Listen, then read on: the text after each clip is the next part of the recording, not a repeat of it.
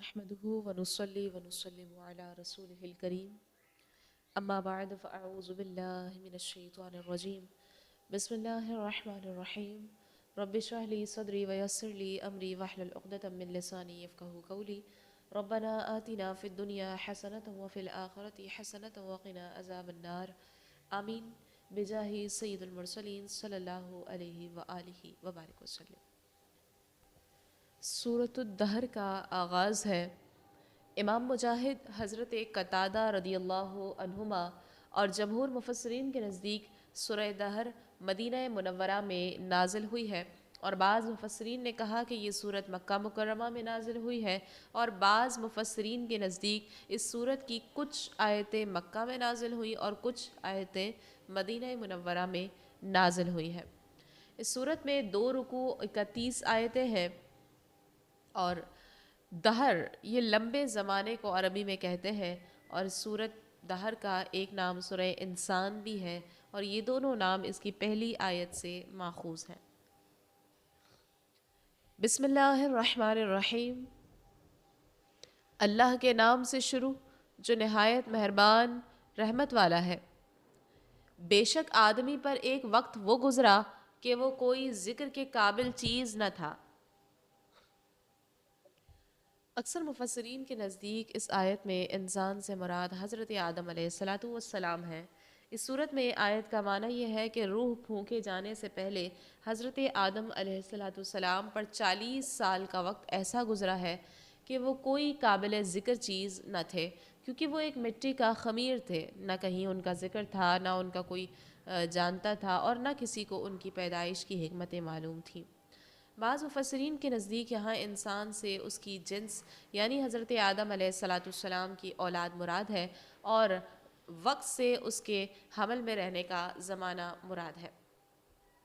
اس صورت میں آیت کا معنی یہ ہے کہ بے شک ماں کے پیٹ میں آدمی پر ایک وقت وہ گزرا ہے جب وہ کوئی قابل ذکر چیز نہ تھا، کیونکہ وہ پہلے نطفے کی شکل میں تھا، پھر جمع ہوا خون بنا، پھر گوشت کا ٹکڑا بنا، اور اس کی جنس کسی کو معلوم نہ تھی، یہاں تک کہ وہ لوگوں کے درمیان قابل ذکر چیز بن گیا۔ اب یہاں پر ایک نقطہ قابل ذکر ہے کہ حضرت آدم علیہ السلام پر ایک زمانہ ایسا گزرا ہے کہ ان کا کہیں ذکر نہ تھا،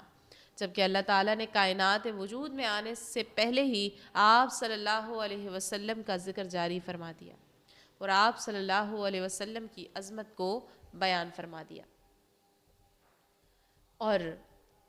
حضرت آدم علیہ السلام نے اپنی پیدائش کے بعد عرش پر نبی اکرم صلی اللہ علیہ وسلم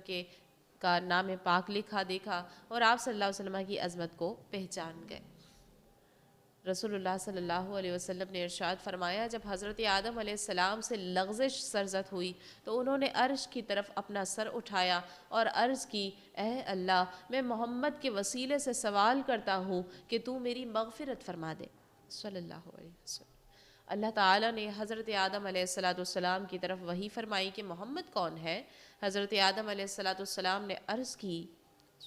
اے اللہ، تیرا نام برکت والا ہے۔ جب تو نے مجھے پیدا کیا تو میں نے سر اٹھا کر تیرے عرش کی طرف دیکھا تو اس میں لکھا ہوا تھا، لا الہ الا اللہ محمد الرسول اللہ صلی اللہ علیہ وسلم۔ تو میں نے جان لیا کہ تیری بارگاہ میں اس شخص سے زیادہ کسی کا مرتبہ اور مقام نہ ہوگا جس کا نام تو نے اپنے نام کے ساتھ لکھا ہے۔ اللہ نے حضرت آدم علیہ السلام کی طرف وحی فرمائی، اے آدم، یہ تیری اولاد میں سے سب سے آخری نبی ہے، اور ان کی امت تمہاری اولاد کی امتوں میں سب سے آخری امت ہے، اور اگر وہ نہ ہوتے تو اے آدم میں تمہیں بھی پیدا نہ کرتا۔ سبحان اللہ۔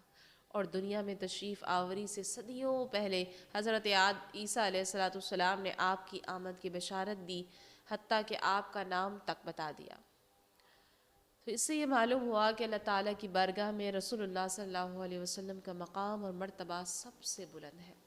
آیت نمبر 2 اور 3 میں فرمایا، بے شک ہم نے آدمی کو ملی ہوئی منی سے پیدا کیا تاکہ ہم اس کا امتحان لیں، تو ہم نے اسے سننے والا، دیکھنے والا بنا دیا۔ بے شک ہم نے اسے راستہ دکھا دیا، اب یا شکر گزار ہے اور یا ناشکر کرنے والا ہے۔ آیت کے اس حصے میں اللہ تعالیٰ نے انسانوں کی پیدائش سے متعلق اپنے قانون کو بیان فرمایا کہ اس نے آدمی کو مرد و عورت کی ملی ہوئی منی سے پیدا کیا، جبکہ اللہ تعالیٰ کی قدرت انسان کی پیدائش کے سلسلے میں اس ذریعے کی محتاج نہیں، جیسا کہ اللہ تعالیٰ نے حضرت آدم علیہ السلام کو ماں باپ دونوں کے بغیر پیدا کر دیا، حضرت حوا رضی اللہ عنہا کو بغیر ماں کے پیدا کر دیا، اور حضرت عیسیٰ علیہ السلام کو بغیر باپ کے پیدا کر دیا۔ فرمایا نبتلی ہی، تاکہ ہم اس کا امتحان لیں، یعنی جب ہم نے انسان کو پیدا کیا تو اس وقت یہ ارادہ کیا کہ ہم اسے مکلف کر کے اپنے احکامات اور ممنوعات سے اس کا امتحان لیں، تو ہم نے اسے سننے والا دیکھنے والا بنا دیا تاکہ وہ دلائل کا مشاہدہ کر سکے اور آیات کو غور سے سن سکے۔ یاد رکھیے کہ یہاں انسان سے حضرت آدم علیہ السلام کی اولاد مراد ہے۔ پھر فرمایا اِنَّا هَدَيْنَاهُ السَّبِيلَ، بے شک ہم نے اسے راستہ دکھایا۔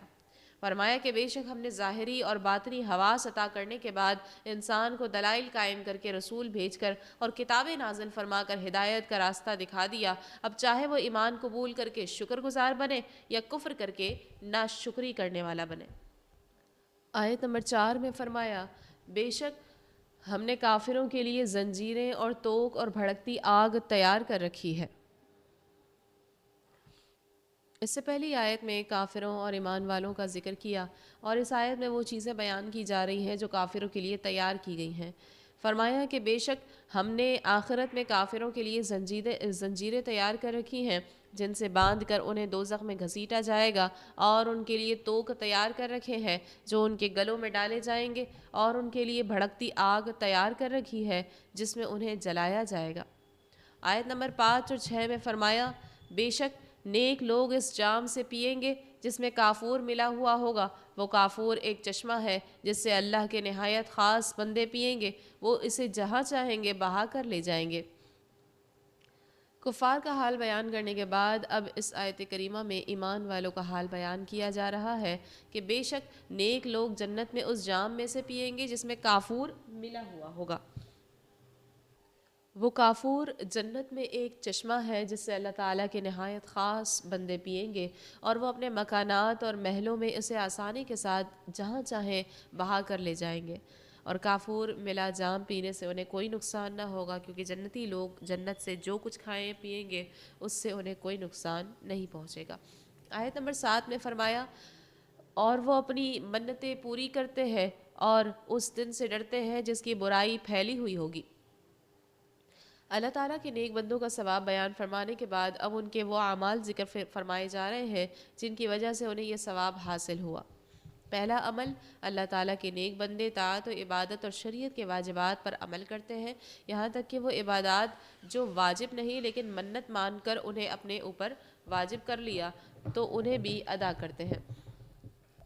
دوسرا عمل، اللہ تعالیٰ کے نیک بندے اس دن سے ڈرتے ہیں جس کی شدت اور سخت پھیلی ہوئی ہوگی۔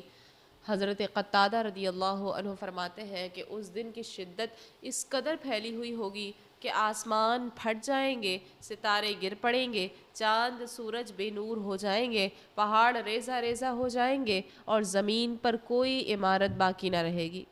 آیت نمبر 8 میں فرمایا اور وہ اللہ کی محبت میں مسکین اور یتیم اور قیدی کو کھانا کھلاتے ہیں۔ اس آیت کا ایک معنی یہ ہے کہ اللہ تعالیٰ کے نیک بندے ایسی حالت میں بھی مسکین، یتیم اور قیدی کو کھانا کھلاتے ہیں جبکہ خود انہیں کھانے کی حاجت اور خواہش ہوتی ہے۔ دوسرا معنی یہ ہے کہ اللہ تعالیٰ کے نیک بندے مسکین، یتیم اور قیدی کو اللہ تعالیٰ کی محبت میں اور اس کی رضا حاصل کرنے کے لیے کھانا کھلاتے ہیں۔ آگے آیت نمبر 9 اور 10 میں فرمایا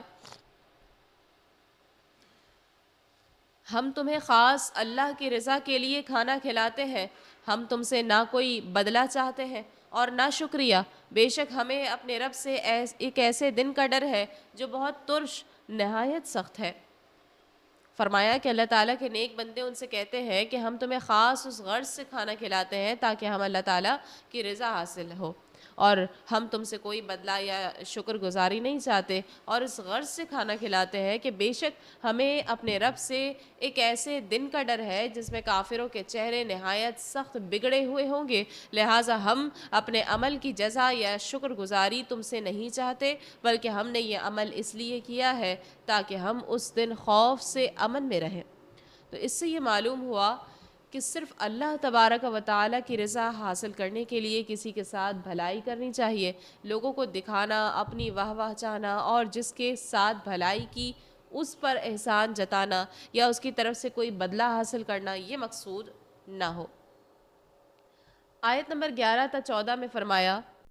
تو انہیں اللہ اس دن کے شر سے بچا لے گا اور انہیں تر و تازگی اور خوشی دے گا، اور ان کے صبر کے سبب انہیں جنت اور ریشمی کپڑے بدلے میں دے گا۔ وہ جنت میں تختوں پر تکیہ لگائے ہوں گے، نہ اس میں دھوپ دیکھیں گے اور نہ سخت سردی، اور اس کے سائے ان پر جھکے ہوں گے، اور جنت کے گچھے جھکا کر نیچے کر دیے گئے ہوں گے۔ فرمایا فَوَقَاهُمُ اللَّهُ شَرَّ ذَلِكَ الْيَوْمِ، تو انہیں اللہ اس دن کے شر سے بچا لے گا۔ ارشاد فرمایا کہ تو ان نیک بندوں کے خوف کی وجہ سے اللہ تعالیٰ انہیں اس دن کے شر سے بچا لے گا جس سے وہ ڈر رہے ہیں، اور ان کے چہروں میں تر و تازگی اور دلوں میں خوشی دے گا۔ فرمایا وَجَزَاهُمْ بِمَا صَبَرُوا، اور ان کے صبر کے سبب انہیں بدلے میں دے گا۔ خلاصہ یہ ہے کہ اللہ تبارک و تعالیٰ اپنے ان نیک بندوں کو گناہ نہ کرنے، اللہ کی اطاعت کرنے، بھوک پر صبر کرنے کے بدلے میں جنت میں داخل کرے گا، اور انہیں ریشمی لباس پہنائے گا، اور وہ جنت میں تختوں پر تکیہ لگائے ہوں گے، اور دنیا کی طرح وہاں انہیں گرمی یا سردی کی کوئی تکلیف نہ ہوگی، اور جنتی درختوں کے سائے ان پر جھکے ہوئے ہوں گے، اور جنت کے درختوں کے گچھے جھکا کر نیچے کر دیے گئے ہوں گے تاکہ وہ کھڑے بیٹھے لیٹے ہر حال میں بآسانی گچھے لے سکیں اور جیسے چاہے کھا سکیں۔ آیت نمبر 15 اور 16 میں فرمایا، اور ان پر چاندی کے برتنوں اور گلاسوں کے دور ہوں گے جو شیشے کی طرح ہوں گے، چاندی کے شفاف شیشے جنہیں پلانے والوں نے پورے اندازے سے بھر کر رکھا ہوگا۔ ان نیک بندوں پر چاندی کے برتنوں اور گلاسوں میں جتنی جنتی شراب کے دور ہوں گے، اور وہ برتن جو ہے وہ چاندی کے رنگ اور اس کے حسن کے ساتھ شیشے کی طرح صاف شفاف ہوں گے، اور ان میں جو چیز پی جائے گی وہ باہر سے نظر آئے گی، اور ان برتنوں کو پلانے والوں نے پورے اندازے سے بھر کر رکھا ہوگا کہ پینے والوں کی رغبت کی مقدار نہ اس سے کم ہوگی اور نہ ہی زیادہ۔ آیت نمبر 17-18 میں فرمایا، اور جنت میں انہیں ایسے جام پلائے جائیں گے جس میں زنجبیل ملا ہوا ہوگا۔ زنجبیل جنت میں ایک چشمہ ہے جس کا نام سلسبیل رکھا جاتا ہے۔ جنت میں ان نیک بندوں کو پاکیزہ شراب کے ایسے جام پلائے جائیں گے جن میں زنجبیل یعنی ایسا پانی ملا ہوا ہوگا جو ذائقے میں ادرک کی طرح ہوگا، اور اس کے ملنے کی وجہ سے شراب کی لذت اور زیادہ ہو جائے گی۔ اور زنجبیل جنت میں ایک چشمہ ہے جسے جنتی فرشتے سلسبیل کہتے ہیں، کیونکہ اس کا پانی رواں اور آسانی سے حلق میں اتر جانے والا ہے۔ یاد رکھیے کہ اللہ تعالیٰ کے مقرب بندے خالص اسی چشمے سے پئیں گے، جبکہ ان سے کم درجے والے نیک بندوں کی شرابوں میں اس چشمے کا پانی ملایا جائے گا، اور یہ چشمہ عرش کے نیچے سے جنت عدن سے ہوتا ہوا تمام جنتوں میں گزرتا ہے۔ آیت نمبر 19 میں فرمایا، اور ان کے آس پاس ہمیشہ رہنے والے لڑکے خدمت کے لیے پھریں گے، جب تو انہیں دیکھے گا تو انہیں بکھرے ہوئے موتی سمجھے گا۔ فرمایا کہ اور ان نیک بندوں کے آس پاس ہمیشہ رہنے والے لڑکے خدمت کے لیے پھریں گے، وہ لڑکے نہ کبھی مریں گے، نہ بوڑھے ہوں گے، نہ ان میں کوئی تبدیلی آئے گی، اور نہ وہ خدمت کرنے سے اکتائیں گے، اور ان کا حسن کا یہ عالم ہوگا کہ جب تو انہیں دیکھے گا تو انہیں ایسے سمجھے گا جس طرح صاف شفاف فرش پر چمکیلے موتی بکھرے ہوئے ہوں۔ اس حسن اور پاکیزگی کے ساتھ جنتی لڑکے خدمت میں مشغول ہوں گے۔ آیت نمبر 20 میں فرمایا، اور جب تو وہاں دیکھے گا تو نعمتیں اور بہت بڑی سلطنت دیکھے گا۔ یعنی اے جنت میں داخل ہونے والے، جب تو جنت میں نظر اٹھائے گا تو وہاں ایسی نعمتیں دیکھے گا جن کا وصف بیان نہیں کیا جا سکتا، اور تو وہاں بہت بڑی سلطنت دیکھے گا جس کی حد اور انتہا نہیں، نہ اسے زوال آئے گا، نہ جنتی کو وہاں سے منتقل کیا جائے گا۔ اور اس سلطنت کی وسعت کا یہ عالم ہے کہ ادنیٰ مرتبے کا جنتی جب اپنے ملک کو دیکھے گا تو 1000 برس کی راہ تک ایسے ہی دیکھے گا جیسے اپنے قریب کی جگہ دیکھتا ہو، اور قوت تو دبدبے کا یہ حال ہوگا کہ فرشتے بھی اجازت کے بغیر نہیں آئیں گے۔ آیت نمبر 21 میں فرمایا ان پر باریک اور موٹے ریشم کے سبز کپڑے ہوں گے اور انہیں چاندی کے کنگن پہنائے جائیں گے اور ان کا رب انہیں پاکیزہ شراب پلائے گا۔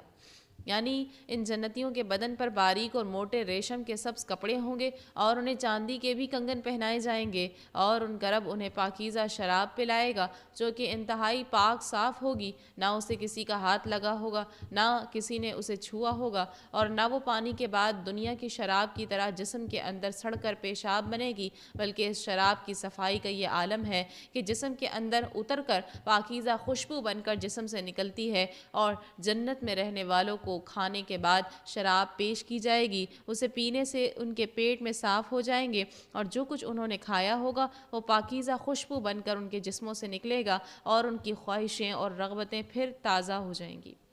آیت نمبر 22 میں فرمایا ان سے فرمایا جائے گا بے شک یہ تمہارے لیے صلہ ہے اور تمہاری محنت کی قدر کی گئی ہے۔ جب جنت میں داخل ہونے کے بعد جنتی اس کی نعمتوں کا مشاہدہ کریں گے تو ان سے فرمایا جائے گا بے شک یہ نعمتیں اللہ کی طرف سے تمہاری اطاعت اور فرما برداری کا صلہ ہے اور تمہاری محنت کی قدر کی گئی ہے کہ تم سے تمہارا رب راضی ہوا اور اس نے تمہیں ثواب عظیم عطا فرمایا۔ آیت نمبر 23 میں فرمایا اے حبیب بے شک ہم نے تم پر تھوڑا تھوڑا کر کے قرآن اتارا۔ اس سے پہلی آیت میں سورہ دار کا پہلا رکوع اختتام کو پہنچا اور اس آیت سے آیت نمبر 23 سے دوسرے رکوع کا آغاز ہے۔ فرمایا اے حبیب صلی اللہ علیہ وسلم ہم نے آپ پر ایک ہی مرتبہ پورا قرآن نازل نہیں کیا بلکہ آیت آیت کر کے تھوڑا تھوڑا نازل کیا، اور اس میں اللہ کی بڑی حکمتیں ہیں۔ اس سے مقصود حضور اقدس صلی اللہ علیہ وسلم کے دل کو تقویت دینا ہے۔ گویا کہ اللہ تعالیٰ نے ارشاد فرمایا اے حبیب صلی اللہ علیہ وسلم یہ کافر اگرچہ قرآن کو کہانت اور جادو کہتے ہیں لیکن میں تاکید کے ساتھ فرماتا ہوں کہ یہ قرآن میری طرف سے وحی ہے، حق ہے، اور ہم نے اسے تھوڑا تھوڑا کر کے نازل کیا ہے، لہٰذا آپ کافروں کی طعنہ زنی سے دل برداشتہ نہ ہوں کیونکہ آپ سچے نبی ہیں۔ آیت نمبر 24 میں فرمایا تو اپنے رب کے حکم پر ڈٹے رہو اور ان میں کسی گناہ گار یا ناشکری کرنے والے کی بات نہ سنو۔ عتبہ بن ربیعہ اور ولید بن مغیرہ یہ دونوں نبی کریم صلی اللہ علیہ وسلم کے پاس آئے اور کہنے لگے کہ اگر آپ عورتیں اور مال حاصل کرنے کے لیے اپنے دین کی تبلیغ کر رہے ہیں تو اس کام سے باز آئیے، اور عتبہ نے کہا کہ اگر آپ ایسا کریں گے تو میں اپنی بیٹی سے آپ کی شادی کر دوں گا اور مہر کے بغیر آپ کی خدمت میں حاضر کر دوں گا، اور ولید نے کہا کہ میں آپ کو اتنا مال دے دوں گا کہ آپ راضی ہو جائیں گے۔ تو اس پر یہ آیت نازل ہوئی اور اللہ تعالیٰ نے اپنے رسول صلی اللہ علیہ وسلم سے فرمایا اے حبیب صلی اللہ علیہ وسلم آپ رسالت کی تبلیغ فرما کر اور اس میں مشقتیں اٹھا کر اور دین کے دشمنوں کی ایذائیں برداشت کر کے اپنے رب کے حکم پر ڈٹے رہیں اور ان میں کسی گناہ گار یا ناشکری کرنے والے کی بات نہ سنیں۔ آیت نمبر 25 اور 26 میں فرمایا اور صبح و شام اپنے رب کا نام یاد کرو اور رات کے کچھ حصے میں اسے سجدہ کرو اور لمبی رات میں اس کی پاکی بیان کرو۔ اس آیت کا خلاصہ یہ ہے کہ بعض مفسرین کے نزدیک یہاں ذکر سے مراد نماز مراد ہے، اور صبح کے ذکر سے نماز فجر اور شام کے ذکر سے ظہر اور عصر کی نمازیں مراد ہے، جبکہ رات کے کچھ حصے میں سجدہ کرنے سے مراد یہ ہے کہ مغرب اور عشاء کی نمازیں پڑھیں، اور باقی لمبی رات میں اللہ تعالیٰ کی پاکی بیان کرنے سے مراد یہ ہے کہ فرائض کی ادائیگی کے بعد نوافل پڑھتے رہیں، یوں اس میں تہجد کی نماز بھی شامل ہو گئی۔ اور بعض مفسرین نے فرمایا کہ یہاں ذکر سے مراد زبان سے ذکر کرنا ہے، اور مقصود یہ ہے کہ دن رات کے تمام اوقات میں دل اور زبان سے اللہ کے ذکر میں مشغول رہیں۔ آیت نمبر 27 میں فرمایا بے شک یہ لوگ جلد جانے والی سے محبت کرتے ہیں اور اپنے آگے ایک بھاری دن کو چھوڑ بیٹھے ہیں۔ رسول اللہ صلی اللہ علیہ وسلم سے مخاطب ہونے کے بعد اب اللہ تعالیٰ کفار کے حالات بیان فرما رہا ہے۔ فرمایا کہ بے شک ان کفار مکہ کا حال یہ ہے کہ وہ جلد جانے والی دنیا کی محبت میں گرفتار ہیں اور اسے آخرت پر ترجیح دیتے ہیں، اور اپنے آگے قیامت کے اس دن کو چھوڑ بیٹھے ہیں جس کی شدتیں اور سختیاں کفار پر بھاری ہوں گی۔ یہ لوگ نہ اس دن پر ایمان لاتے ہیں اور نہ اس دن کے لیے عمل کرتے ہیں۔ اس سے معلوم ہوا کہ جب دین کو چھوڑ کر دنیا سے محبت کی جائے تو یہ بری ہے، اور کفار کا طریقہ یہ ہے کہ اگر دنیا کو دین کے لیے وسیلہ بنایا جائے تو اس سے محبت اچھی ہے۔ ہمارے اسلاف کا حال یہ تھا کہ وہ دنیا کا مال ملنے پر خوش ہونے کے بجائے غم زدہ ہو جایا کرتے تھے، اور دین کی خاطر دنیا کا مال حاصل کرنے کی کوشش کیا کرتے تھے۔ اللہ تعالی ہمیں انہی طریقے کو اپنانے کی توفیق عطا فرمائے، آمین۔ ہمارے دل سے دنیا کی محبت کو نکال کر آخرت کی فکر پیدا فرمائے، آمین۔ آیت نمبر 28 میں فرمایا، ہم نے انہیں پیدا کیا اور ان کے اعضاء اور جوڑ مضبوط کیے، اور ہم جب چاہیں ان جیسے اور بدل دیں۔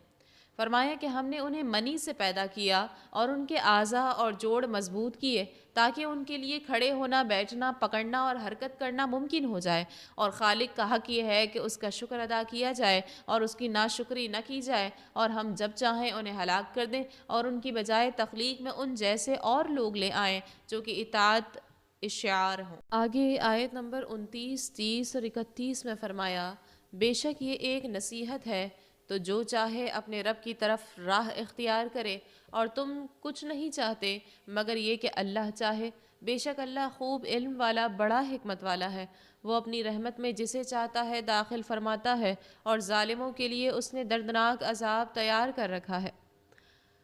فرمایا کہ بے شک یہ صورت مخلوق کے لیے نصیحت ہے تو جو چاہے دنیا میں اپنی ذات کے لیے اپنے رب کی عبادت کر کے اور اس کے رسول کی پیروی کر کے اپنے رب کی طرف راہ اختیار کرے۔ فرمایا وما تشاءون الا ان یشاء اللہ، اور تم کچھ نہیں چاہتے مگر یہ کہ اللہ چاہے۔